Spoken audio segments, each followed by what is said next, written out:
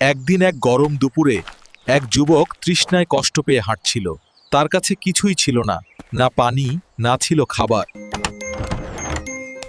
সে লজ্জা পেয়ে শুধু এক গ্লাস পানি চাইলো, কিন্তু আন্টি তার ক্লান্ত মুখ দেখে বুঝলেন সে শুধু পানি না, সে ক্ষুধার্ত এবং কিছুটা দুর্বল।